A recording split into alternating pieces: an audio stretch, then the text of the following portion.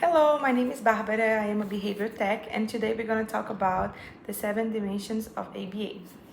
So ABA needs to have the 7 dimensions, and I wrote down for you guys a word that helped me to decorate all the words, all the dimensions.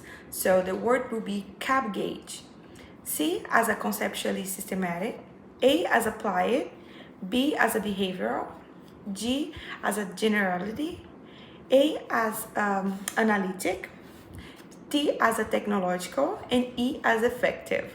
We're gonna talk a little bit about every word, every dimension. The first dimension, the first characteristic of ABA is conceptually systematic, which means that ABA needs to have evidence base.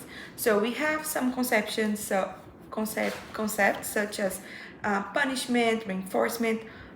All this is based on evidence. Hooper will describe this as procedure and interpretation about problem behavior must be described according to the relevant principles from which they were delivered. The second characteristic will be applied. Applied is related to social significance. So why the behavior is meaningful for that family, for that client, for that school. It will include all the social, the language, academic, daily living, self-care. Is a vocational behavior that might affect the family or the client or the school, the peers, employers, everybody around. The third characteristic is behavioral. So ABA needs to be behavioral.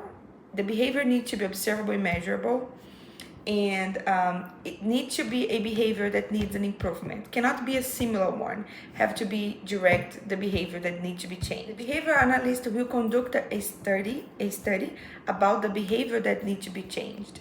Not they're gonna observe, they're gonna measure this specific behavior.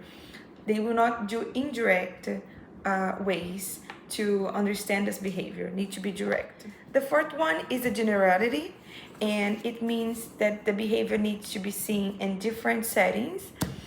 The skills need to be seen in the different settings, and it needs to be last over time. So the behavior that was changed need to be continuing even after the intervention be implemented.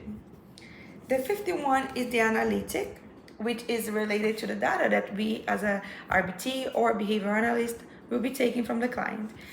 It's not a feeling that the intervention is working, but you will have the control, you have the replication. There is a functional relation between the behavior before and after the intervention. Then we have the technological, that is related to the recipe of ABA, is where we can understand the procedure. So we have the procedure all detailed, described, identified, and the reader can replicate the same intervention with the same results. And then we have the effective. It's related to this question that we ask. It is actually working. This ABA is working with this client, with a specific client. The effective application of behavior techniques must improve the behavior that we are working with.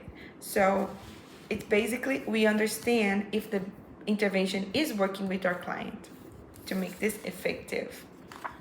That's all for today. Thank you for watching.